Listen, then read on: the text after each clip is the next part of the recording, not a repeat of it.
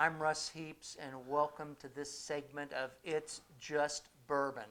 And what's happened here today is that because of the Wu flu lockdown, we've had to do some Big John and Five episodes from my home as opposed to Barley's Tap Room in downtown Greenville. And I thought, well, I had Big John and his outrageously sensitive palate here, that we would do a couple of, see how I stroked your ass on that? That's right. That's right, folks. Remember that. That we would do a couple of It's Just Bourbon segments as well, and this is the first of those. To my left here is Big John Richards. He is our craft beer whisperer, but he has an excellent palate no matter what kind of alcohol you want to be sipping and tasting. And having said that, this is James E. Pepper, 17, what? There, carry on. Okay. So never mind the people ignoring the coronavirus while we're ignoring the coronavirus. Oh, okay. All right. Here's the thing. We're doing this at my house we started this at my house rather than Barley's because of the Wu flu lockdown. And if the governor of South Carolina is watching this, I just want to mention to him that there are only two of us here. I also want to mention to him that he has not issued a stay-at-home order. Well, if he would issue a stay-at-home order, this might be a different ballgame. Exactly. Not to get too political. And we're not, he's gone back to some arcane law where you can't have more than two people together in a place unless they're family. We're family. He has ordered that, but there are only two of us here, and besides that, Big John's my sister. So see, we're cool on that, and it looks like we're sitting right next to each other, but we're really not. Yeah, it's lights, all the magic of video, right, and doing stuff. So, having said all of that, for the love of God, let's move on. Let's taste some whiskey. Let's move on. This is James E. Pepper, 1776. I came across this about a year ago when I was in Louisville, Kentucky, and you go in places and they have bourbon lists that are 70, 80, 90, 100, 150, 200 bourbons long, and I poked my way through it and found this that I had never had before and kind of fell in love with it. And the James E. Pepper legacy goes back to be a bourbon, you've got to have a story. You can't just it's tough to launch a bourbon today if you don't have some kind of a story to fall back on. In this case, these guys started around 1812. You get up into the more recent past, and the distillery that was making pepper fell by the wayside. Somebody else came in, new third-party person came in, and if I had really done my homework, I could tell you who that was. But anyway, he reopened. They rebuilt the distillery. Homework is for posers. Yes, they rebuilt the distillery on the ground that the former distillery was. They started bottling in 2017, so we will see some bourbon from the actual distillery, I don't know, probably in 2022 or 2023. This is interesting. This is made with MGP, Midwest Grain Producers, and they make about 25 or 30 different recipes of bourbon juices that people can buy and then throw into barrels and do whatever in the heck they want to do with them. But anyway, that's what this is. This is one of those. Yeah. Wait. For the folks at home, humor me. Tell me what you mean by bourbon juices. When you distill bourbon, it's not really bourbon until it hits the barrel. Once you pour it into that charred oak barrel, then it becomes bourbon. Before it's in there, it's just kind of an alcohol, a bourbon juice that you pour in the barrel. That's it. So we, like in the beer world, we talk about, brewers make wort and yeast makes beer. And so I'm going to hopefully correlate that and say that, brewers make this stew out of hops and malts and then sit it in a fermenter and add some yeast and it becomes a beer. And bourbon makers take this distilled liquor and throw it into a barrel, and the barrel is what does the work. Is that what we're getting? That what we're saying? That's exactly right. It does not become bourbon until it goes in the barrel. Before that, it's just some sort of an alcohol concoction. But it's got to be at least 50% corn to be defined as a bourbon once it goes into the barrel. But yeah, it's not really a bourbon until it goes into the barrel. This is actually what's known as a high-rye bourbon, and I'm using my notes here, but it's 57% corn and 39% rye and 4% malted barley. Anything over about 20% rye is known sort of as a high-rye bourbon, so that's what this is. And I think we should just give it a shot. It's aged between 3 and 4 years. So having said all that, Let's have some bourbon. this has become one of my sort of favorite bourbons. Makes me excited. Yeah, I like it a lot.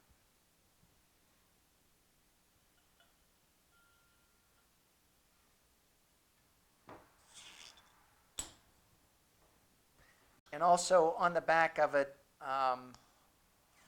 it's got the snake. What do they call it? Segmented snake. Segmented snake. I could have come up with that if I thought it long enough.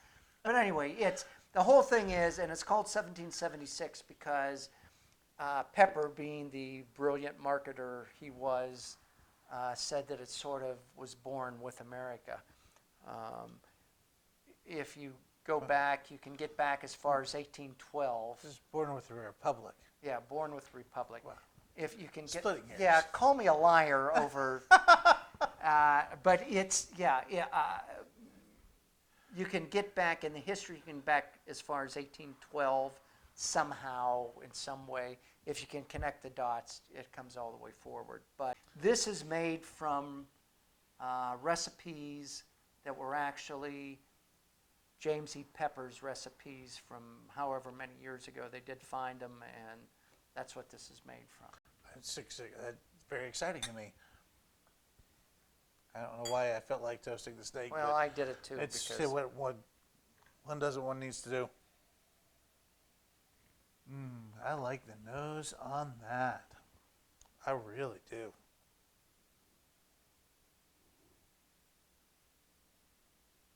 Yeah, you can smell the rye. There's a big spice note in there. Yep.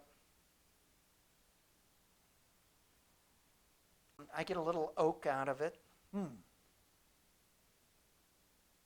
was going to call it a little perfumey. You think? A little. He would probably be rather ticked off to hear you say that.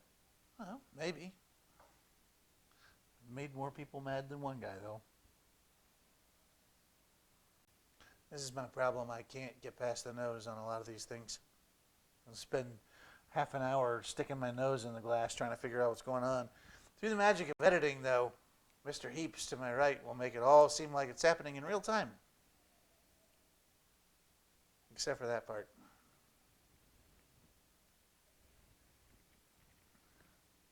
When I taste this, I get such a nice caramel butterscotch. It's like a caramel apple, Russ. There's that appley thing. It's not so much green apples the way that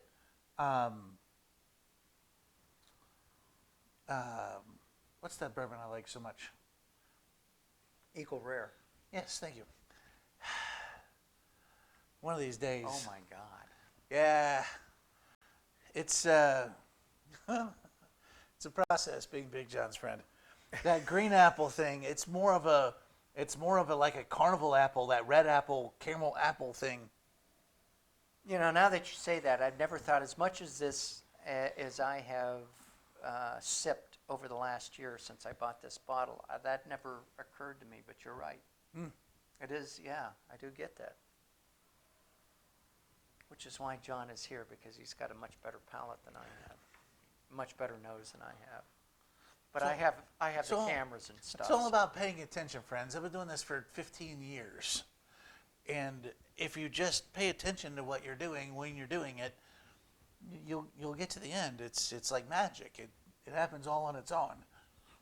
Are you Russ- saying I don't pay attention? Russ will tell you that 3 or 4 years ago, he was in a completely different place with this I palate was. than he is today. I was, and it is from doing beer to whiskey videos and working with John that I actually sense some things and have the confidence to talk about them that I didn't have when we started this. Yeah. When we started out with this, I was the guy. I was you. I was the viewer at home that didn't know squat about what was going on and Well, would don't ask insult questions. them. I'm not insulting them, but I you know, don't. You I have to know. develop this. It's You got to do. be You do. developed. You have to pay attention. Yes. You really do have to sit down and pay attention.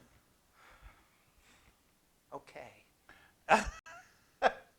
I say this knowing that Russ has already, and to try and pass along some of that. That this really is, it's all about enjoying what you have and being in the moment. Man, that's really good, Russ. Isn't that not good? And they have. I meant to look it up and I forgot. But they have a 6-year-old, and they've got a 15-year-old.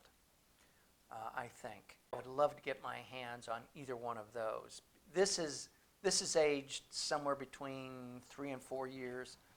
But boy, I bet you those that have been aged for a while. This is going to be a whole different experience because I've done this. Oh, good. I'm excited that I even remembered because this is such a good bourbon to start with without sticking anything in it, without opening it up. And again, for those of you who haven't watched any of our other It's Just Bourbon videos, that's a great trick to try at home. Try it a drop or 2 at a time because the tiniest amount of water will open up these big liquors in some magical ways. Oh, I smell, all the spice comes out. All the spice comes out. The spice comes out, the big like buttercream comes out in it.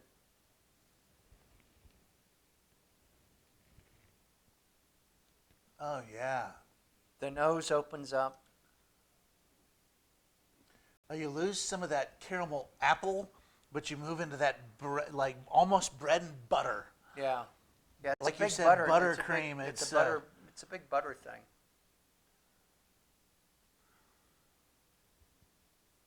I bought this, I think, at my local Total Wine for 30 or 31 bucks. You can find it in that $30 or $35 range. It's not, when it comes to bourbons, that's not a big expensive bourbon. And let me tell you what, there is, you pull this, when friends come over who want to try a little bourbon and you pull this out, it gives you a fun story to talk about and it gives you a great bourbon. And man, the stories give are so them. much fun. In the beer world where I'm from, stories help make the experience, Yep. and they do so much in the whiskey world. Wow, that is so good. That is so good. This was such, there's cinnamon, there's Yeah. buttercream, I mean, it is, Yeah, this has turned into much more of a baked bread experience with those few drops of water. and it's not, and the fact that it's a big rye, it's a higher rye content than a Yeah. lot of bourbon.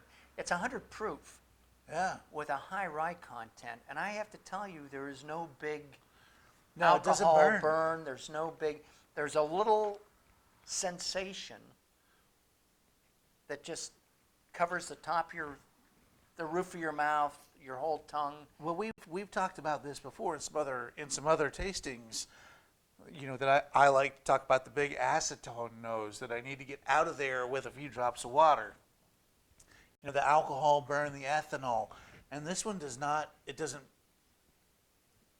burn that. It just doesn't burn that way. No, and it doesn't. If you told me this was a high rye bourbon, I would have told Yeah. you were full of crap. Other than pulling some of those spice notes out. But that's what it feels like, is spice, as opposed to that rye, that Yeah. big rye burn. I'm just really impressed with this. Well, So, sir? shall we? Yes. Cheers, guys. Go get some. Go get some and enjoy.